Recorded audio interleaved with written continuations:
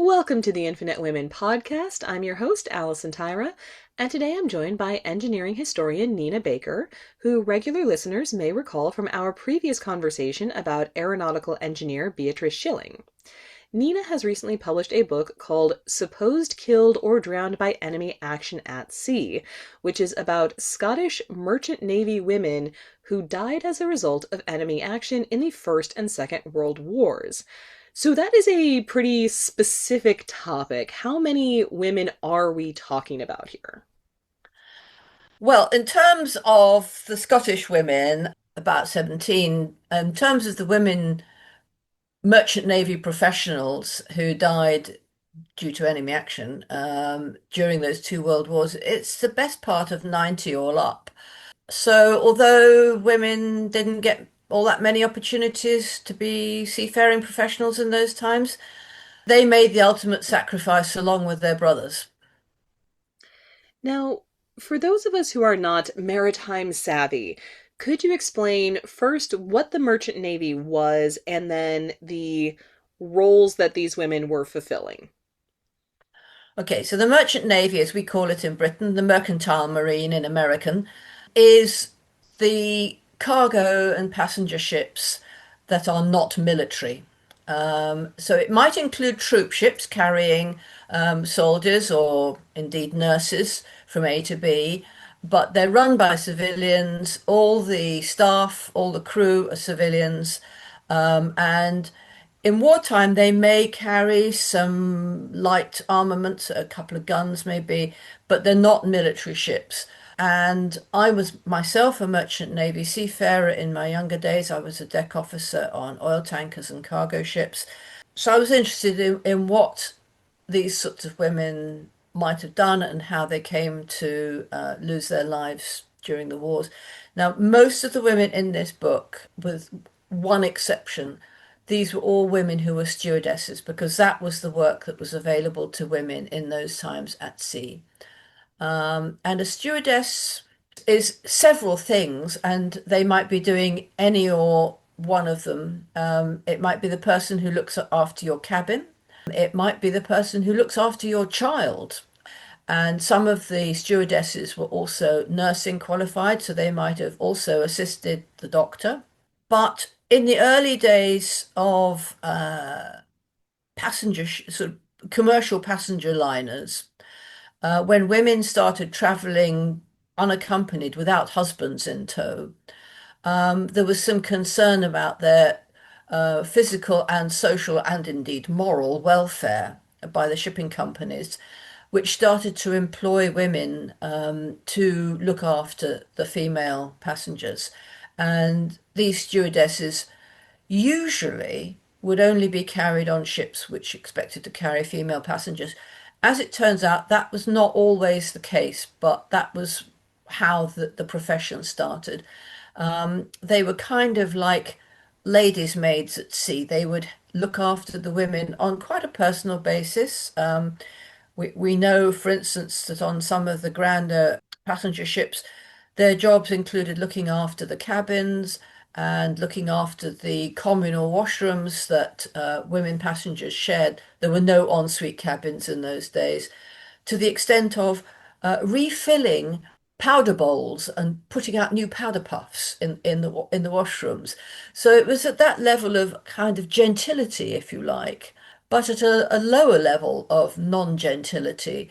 There was the very lowest of the low in this internal hierarchy of women at sea were matrons. And we're not thinking about the matron of a hospital here. We're thinking about matrons more almost in the sense of the old word that was used for women prison wardresses. Um, so matrons were the women who were employed to look after the women passengers who were in steerage, the lowest of the low, very poor, often in multiple open plan bunk rooms with dozens of people all sharing one space. Matrons were unlikely to get tips from the passengers they looked after at the end of the cruise, whereas stewardesses, at least half their income was coming from passenger tips. clearly these were not military vessels, and I'm wondering if that made women more or less likely to be serving on them, because something that's come up in previous conversations, like when I talked with Bianca Taubert about the Women's Army Auxiliary Corps or Deanne Blanton on women in the US Civil War, women are always participants, even if they are doing things like cooking and nursing and not necessarily fighting on the front lines, although they are often doing that as well.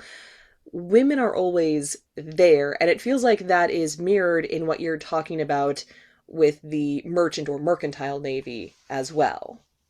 So we have this idea that women don't go to war, but that is very rarely true. Certainly, in the period I'm talking about, I don't think any of the military navies in the world had women at sea in their ships at that time. The nearest you might get would be hospital ships, but these were sometimes they were run by the military, sometimes not. But hospital ships would have female nursing staff, and sometimes female stewardesses to look after the female nursing staff. But most military ships would not have any females on board whatsoever. But as you rightly say, not being in the military or not being in this part of the military does not exempt you from being exposed to the realities of war. And one of the principal purposes of the military navy, the Royal Navy in Britain's case, was to protect civilian shipping, to make sure that the necessary supplies of food and whatever got through. We're an island, we remain entirely reliant on everything that comes by sea. And so in both world wars, there were protection schemes, convoys with escorts provided by the Royal Navy to protect the civilian ships so that they did get through. And these were the ships that these merchant navy professional seafarers were working on. So when I talk about a professional seafarer, I'm talking about men and women whose livelihood is going to sea ship after ship after ship. And they would, in the case of British merchant seafarers then and now, the difference between somebody who was perhaps a nurse on a troop ship and a professional seafarer on the same ship is that the professional seafarer would have a document known as a discharge book. It's mainly a record of service, but it also serves as a kind of passport. And it's a personal book to you with your picture in the front and a record of every ship you've been on and when you joined it and when you left. And it's signed off by the captain to say that you've been of good behavior while you've been on board. So these mark out the professional seafarer from everybody else. So one of the tasks was to identify, these women and try and track down their seafaring record. And I had a lot of help from somebody else called Ben Stock, who is the in-house historian for the Merchant Navy Association in Britain. And he had access to records that I don't have access to. So that was a huge help in pinning some of these women down. So, of the women that you profile in the book, is there anyone in particular that you would like to tell us about? Well, there's a couple. I would like to start with a woman called Lorraine Elizabeth Gleeson. So she was a Scotswoman, and although she was born in Glasgow, she ended up in Australia at some point in her life. But at the point that she went to sea, she was living in Australia. Her husband was away with the services, and she became a stewardess on a ship called the SS Nankin. Now, the Nankin is notorious. There are several books written about it because the people who were on the Nankin had a really horrendous experience. So, what happened was that the ship was en route from Australia to India when it was attacked by a German marauder called the Thor. Now, the Thor was the Germans' most successful deep sea raider. This ship just roamed the oceans shooting at Allied ships. It was very, very successful. So they were attacked in the middle of the Indian Ocean. And to begin with, it was believed that the Nankin had been sunk. And in the newspaper reports, it was believed that the Nankin had been lost with all hands because, some attack in the middle of the Indian Ocean, what possible help could there be for anybody? They weren't with a convoy escort or anything like that. So this was on the 10th of May 1942 in a very empty part of the Indian Ocean, not near any of the island groups. And they were attacked both by a plane and by the Thaw. I'm quoting now. Believing the ship doomed and concerned for the safety of the women and children on board, so there were quite a lot of families that were being taken to India from Australia to meet up with their husbands and so on. The captain ordered everybody to take to the lifeboats. The crew disabled the engines, they thought, and tried to sink the ship by opening the seawater valves.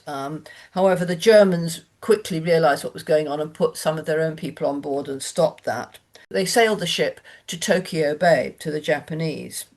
And the Nankin remained there until some years later it was sunk by an explosion happened in the harbour. But the people on board, the men, women, and children, were passed from one German ship to another across the Indian Ocean until they also eventually ended up in Japan at Yokohama in July. So this is like 2 whole months later, they'd been passed from one ship to another across the Indian Ocean. And the Germans wanted to have the Japanese take them on as prisoners of war. Now, the Japanese were not particularly keen to do this because these weren't the normal kinds of prisoners of war, your soldiers or whatever, that they could just put into a normal prison camp. But the Germans agreed to fund the feeding, the costs of this exercise, and they were taken to a former monastery in a place called Fukushima where the women and children were segregated in one part and the men in another part. And they remained there. So this is 1942. They remained there until 1945 after the victory in Japan. Elizabeth Gleason was not the only stewardess who was captured. A Dutch stewardess from a Greek-owned ship, a woman called Caroline Dimitropoulou, was also in the camp. Neither of them survived their captivity. Now, you probably read about the prisoners of war in the sort of more normal types of Japanese prisoners of war camp. This was pretty similar, or even though it was civilians and even though the women and children were involved, this was pretty tough living. In 1944, Elizabeth Gleason got an infected finger. Her whole arm became infected, and although amputation was attempted and she seemed to be recovering, eventually she died in April 1945 after 3 years in captivity. But she never stopped being a stewardess during that time and feeling that it was her continuing responsibility to look after the passengers, even though they were now in this camp. Only 3 months after she died, were they rescued, 1945, and she's buried in Japan in the Yokohama Allied Cemetery there. So this was a woman who took her stewardessing responsibilities very seriously, even though she hadn't been a lifelong stewardess like some of the others. A completely different sort of story I want to tell you is about a woman who was Glaswegian to her absolute toenails. And this was a woman called Catherine McWatt Armstrong, an older woman born in Govan. And for those of you who don't know Glasgow, Govan was and remains a very working class area with a lot of the people in the area linked to the shipyards on the Clyde building ships. And to this day, the only active major shipyard building ships on the Clyde is at Govan, where they build warships. And Govan remains a very working class area, lots of underprivileged households in the area. Her father worked in the shipyards. The house that she lived in, that area has now been rebuilt, but it would have been a tenement, probably a 3 or 4 story block of flats, probably with shops on the ground floor. So she was born in 1885, but she started her seagoing career in 1922 and she joined Anchor Donaldson Line, a ship called the Royal Mail ship Assyria. She sailed on older ships. She moved from ship to ship, and eventually, in 1927, she joined a ship called the Elysia, as in Elysian Fields. And that was the ship she eventually was on when it was sunk and she died. So she would have been going on multiple trips backwards and forwards through the interwar period until in June 1942, when the ship, also in the Indian Ocean, a few hundred miles to the northeast of Durban in South Africa, and they were attacked by two Japanese surface raiders while on passage from India to South Africa. Now, I was just about to send this book to the printers, to the publishers, when my friend Joe Stanley, who is the expert on the history of women at sea, both in the Merchant and the Royal Navies, has written several books about this. She discovered a wonderful newspaper clipping, which was actually published in Australia, which of course was where Gleason had been living at the time we've just heard about. So for some reason, this wonderful story was never published in the British newspapers, even though Armstrong was a Scot.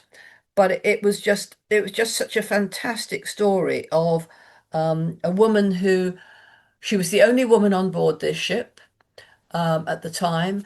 And this article was written by the radio officer who survived, and she sadly didn't. So she was described the only stewardess, the only woman on board. She was middle-aged and plump, dumpy with little fat legs, and she wore thick-lensed, steel-rimmed spectacles.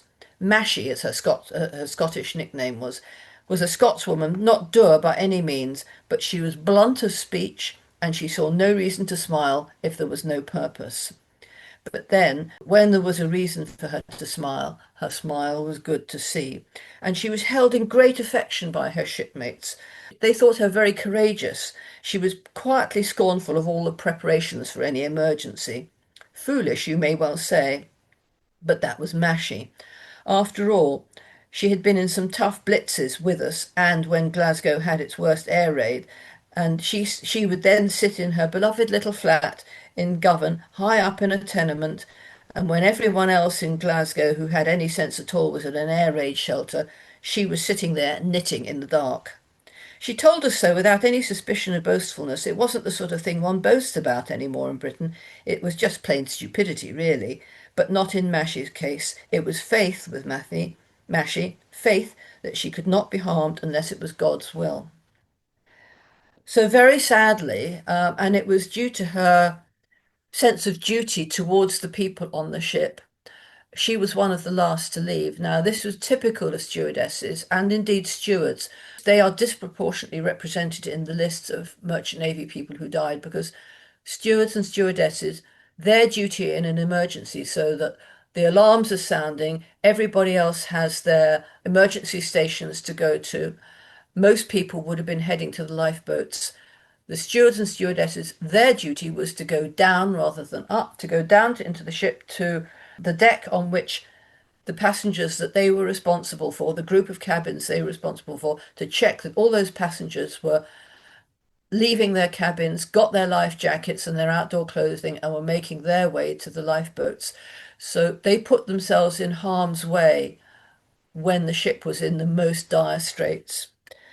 So another newspaper article reported nurse vanished after tending wounded. So this is Mashie again. She did nursing duties as well as stewardessing. She stayed behind in a sinking ship to help the surgeon tend to the wounded. They were the last to leave the torpedoed ship as it made its final plunge. The lifeboat into which they leaped was never seen again, and the nurse has now been posthumously commended for bravery. So she was awarded what is called the Merchant Navy Commendation for bravery at sea, which is the equivalent of mentioned in dispatches for the armed forces, but it was posthumous. And like so many of the women in this book, she has no grave but the sea. And the radio officer who wrote the article, The Passing of Mashie, a tribute to a stewardess, he said that the last anybody saw of her was sitting up to her armpits in water, but still smiling. And it just, my friend Joe Stanley, who recommended this article to me, said, "Oh, you won't want this sort of emotional stuff." But I thought, this is the only full sort of pen portrait we have of any of these women. Only a couple of them do we even have photos of them, because these were working class women photos were not something working class people could afford or ever have. So we have very few photos of these women, but we have this pen portrait of Mashi, which I think is just so sweet. So I'm curious because based on the history that I was taught in school, the Lusitania, which was a commercial vessel that carried a lot of passengers, including Americans, and was sunk by the Germans during World War One, Remember the Lusitania was a rallying cry that was used to incentivize public support for the entry of the US into World War One. And so I'm just curious, both from a, I guess, political standpoint, but also from a practical standpoint, because you mentioned, that this ship was sunk in part because it wasn't part of a convoy. It didn't have those protections. And I assume that they had fewer defenses, if any defenses, than a military ship would. So I'm just kind of curious, bringing those factors together, was a merchant or just generally commercial ship safer or less safe compared to a military ship at sea? Yeah. Hmm. That's a really good question. And I don't have the statistics of the comparable numbers of people who died.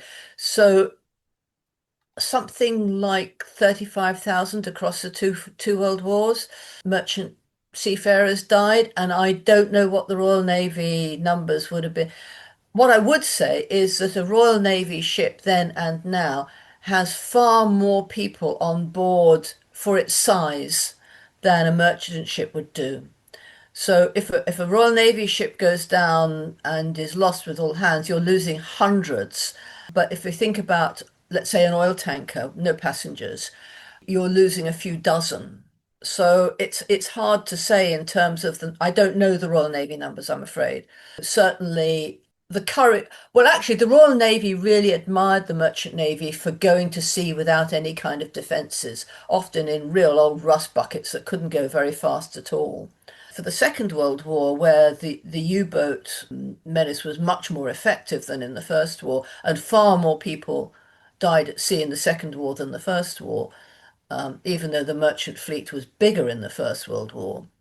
There's a really interesting story regarding the Women's Royal Naval Service, the Wrens as we call them, who ran the training scheme for Royal Navy captains to train them how to catch and defeat the U-boat menace in the Atlantic. So there's Western approaches was the term used for the part of the Atlantic on the west side of the British Isles where people coming across the Atlantic were approaching Britain. And Western approaches was where there is now a museum explaining how the Wren officers started to understand what the U-boats were doing before the actual destroyer captains understood it tactically and then taught the destroyer captains how to do it. So there was the U-boats were really successful for quite a while in taking out the merchant fleet. So it was certainly risky. The convoys were only available to Allied ships registered in Allied nations, so Britain, France, Belgium, America. Um, so another famous woman seafarer who fortunately did not lose her life in the war, Victoria Drummond, she was Britain's first ever marine engineer, and she was sailing on a Panama registered ship that was not entitled to convoy protection and was attacked by the Germans, and they managed to limp back to America for repairs because she was able to keep the engines going. And that's an example of not every merchant ship that was servicing Britain's requirements was necessarily British flagged and entitled to British escort protection. Well, I assume that from what you've described, it sounds like these ships are transporting people and supplies and equipment and that sort of thing. They're not actively engaged. We're not talking about privateers, for example, that are No, actively no, harassing the enemy. no, no, no, no, no, no, no, there was nothing like that. No. A particular example of the loss of a ship, which has made a big impact in Britain to this day, in a way comparable to Remember the Lusitania for the Americans, was a ship called the Athenia. So the SS Athenia was another ship owned by the Anchor Donaldson Line. It was doing transatlantic routes backwards and forwards for years. And it was sunk just a few hours after the outbreak of war, long before there was any convoy system. So the war broke out on the 3rd of September 1939, and just a few hours later, the Athenia was attacked. And it was a huge shock to the British public because there were 1,700 passengers on board. And actually, the number that survived was quite high, but four stewardesses from the Athenia were lost. So Hannah Baird, Alison Harrower, Jessie Lawler, and Margaret Johnston were four women who sailed on the Athenia and never came back. These were all Scottish women, all from Glasgow. Hannah Baird was born in the north of Glasgow, another working class area called Milton, but she had been living in Canada. So she's not on the British National Merchant Navy War Memorial at Tower Hill. She's remembered instead on the only war memorial I'm aware of in the world that is specific to women merchant seafarers, and that is one in Canada. Alison Harrower, she was born in Dundee, but later on she moved to Govan, and her last known address was in Govan, this working class shipbuilding area. And I only learnt yesterday, literally, so this isn't in the book, and I'm going to have to do something about that. I discovered that there is a war memorial in Govan Parish Church to the seafarers of Govan who died on the Athenia. And I'm going to go and have a look at this on Saturday, and I might have to do another edition of this book in order to put this extra bit in. So, great story. Jessie Lawler, she was born in Kinning Park, which is just along from Govan. Again, a very working class area. Her tenement is still there. It looks really run down and not in great condition. The fourth one was the doctor's stewardess. So this was a woman who's slightly socially a class up, and she was from Springburn, also in the north of Glasgow. We don't know a great deal about her, but we do have photos of her and Jessie Lawler, but not of Hannah Baird or Alison Harrower. And the last known address for Dr. Stewardess Margaret Johnson was in a tenement over some shops, 5 minutes walk from where I live in the south of Glasgow, which was really lovely. So all of these women are on the Scottish National War Memorial Roll of Honour. Most of them are on the National Merchant Navy War Memorial at Tower Hill. But in the book as a whole, there are quite a lot of women who are in neither of those. And this book is partly to record their service because they're not recorded in other places. The Athenia, as I said, she sank on the 3rd of September. It made a massive impression on the British public in the press, even though quite a lot of the people were saved. Because it was so soon after war broke out, and it was felt to be almost unfair. And in fact, the Germans were a bit embarrassed. They tried to say it was a mistake, but what's done is done. And to this day, the 3rd of September is National Merchant Navy War Memorial Day. Town halls fly the Merchant Navy Red Ensign. There are remembrance events all around the country. We have one each year in Glasgow, which all the cadets from the local nautical college parade for, and all around the country on or around that date, we remember the Merchant Navy people who died in the line of duty from whatever cause, because we're an island nation and we rely on the Merchant Navy of every nation to bring us our food and drink. So it sounds like most of these women were working class, and I'm curious how much, well, as far as we know, how much of their decision to take on these dangerous assignments, because I have to assume that these women knew that they were going to be in additional danger, even compared to something like, if you're in London during the Blitz, obviously that's also very dangerous. But I assume that these women theoretically could have gotten other jobs probably if they had wanted them.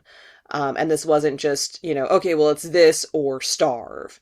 So, do we know much about their mindsets and why they chose to continue doing these roles in wartime that I assume that they had been doing before the wars broke out, and then they chose to continue on those paths? Or maybe they weren't doing it before and they deliberately chose that path when war broke out and they said, you know what, this is a great time to be on a ship.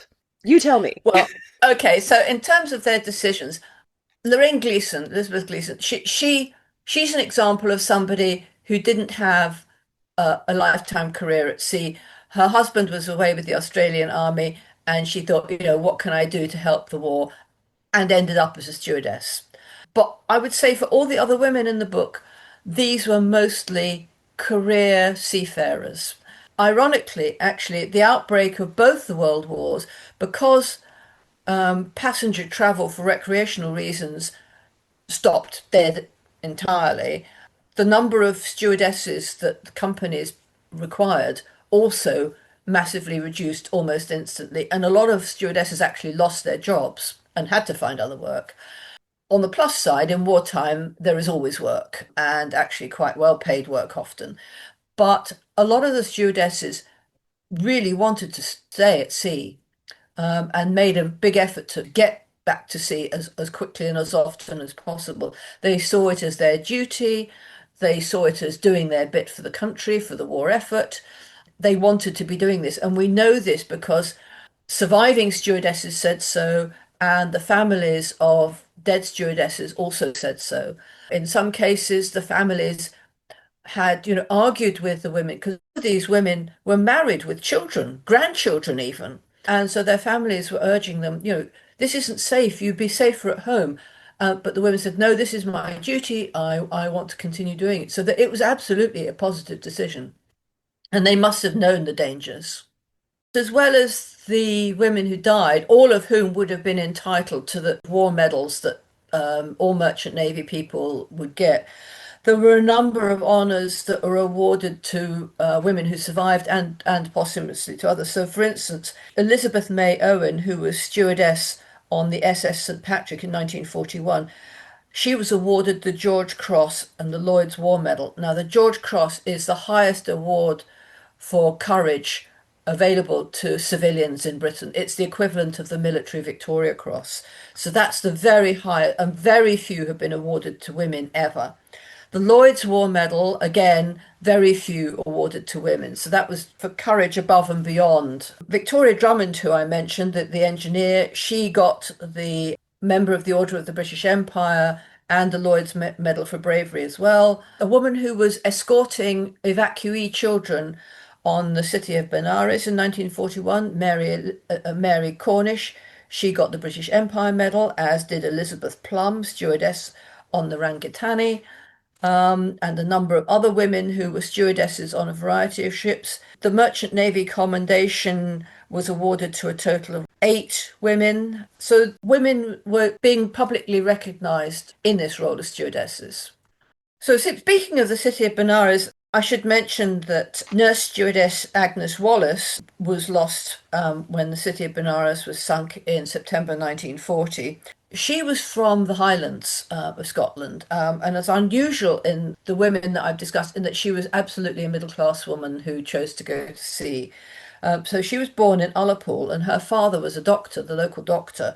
She had worked in the local primary school, but she was clearly an adventurous girl because she was the Scottish Girl Guide who was picked to be a representative of Scotland when a chalet was opened by the World Association of Girl Guides in Switzerland.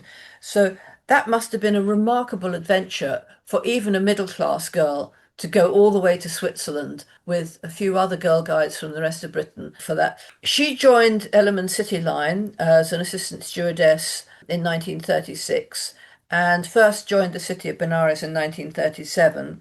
She, having worked in a primary school, must have been an exceptionally well trained sort of person to take on running the children's room on the ship.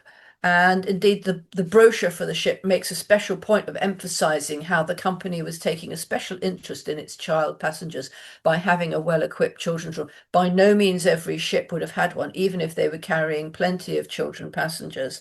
And although this job was not normally a high status one, with Ellerman City, it was because Ellerman decided that they were going to promote this provision as part of their selling effort. So it was a very nice room, very well equipped.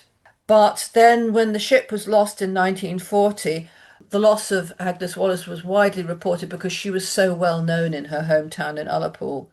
There is deep sympathy with Dr. and Mrs. Wallace and the sad news they have received of their daughter, who is missing, believed drowned, as a result of the sinking of the evacuee ship, City of Benares. So this was another one that made huge headlines because it was an evacuee ship. Everybody put their children on the ship thinking they were going to somewhere safe, and they weren't. So the loss of such an active and useful young life is deeply regretted. Now, unlike all the other women I mentioned in this ship, apart from Elizabeth Gleason, who's buried in Yokohama, there is a war memorial for Agnes in Ullapool. I'm not sure there's actually a body there, but there is a Commonwealth War Grave standard slab there in her memory. And unfortunately, the graveyard that is associated with a former church, now the local museum, but it's closed for the winter, so I haven't been there. But there were other women, so Christian Cook, who was chief stewardess on the City of Benares, she was lost as well. She was from Montrose on the northeast coast. It was a major disaster particularly for the evacuee program and the loss of the children. As I mentioned at the very start of this conversation, you are primarily, as far as I know, a historian of engineering and particularly women in engineering. So, given that that's not the function that most of these women were serving, what was it about these women that made you say, oh, yes, I need to write a book about them? Well, I was a merchant navy seafarer myself. I was a deck officer in cargo and ships and tankers for 7 years in the 1970s. And today in Glasgow, I'm a member of the local Merchant Navy Association, which is for serving and retired Merchant Navy people. But a number of years ago, I was a city councillor in Glasgow. When you go into the city chambers, there is a glass cabinet in the entrance hall with two thick leather-bound books, which are the Merchant Navy Roll of Honour books with everybody's names and dates that they died and the ships that they were on. But there's no actual physical Merchant Navy War Memorial in Glasgow. The Scottish one is in the port of Leith on the east coast. And I thought, well, we don't have a war memorial as such, but we have these books which are on permanent display, and we have a lot of Merchant Navy people, past and present, in the city.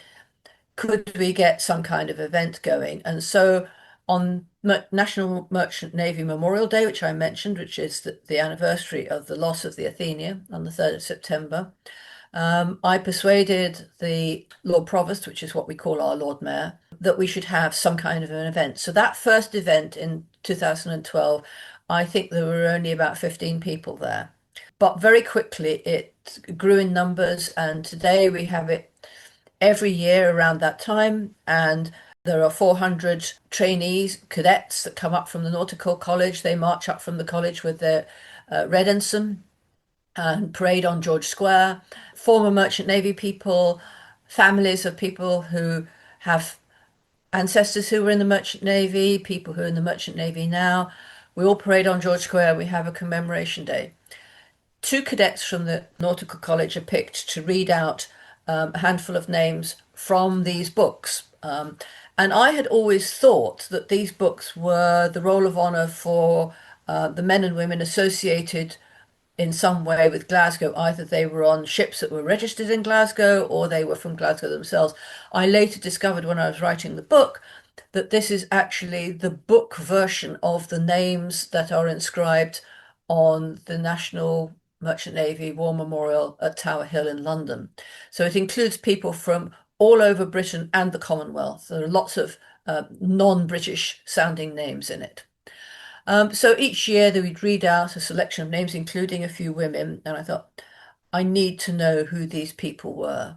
So I started to put the book together, and now I'm hoping that in future years our memorial event and the other ones in Scotland will be better informed because the local groups will have access to information about women who were from their areas, and they will have a clearer idea of what the women were doing, how they died, and what their sacrifice was for. Join us next time on the Infinite Women podcast, and remember, well behaved women rarely make history.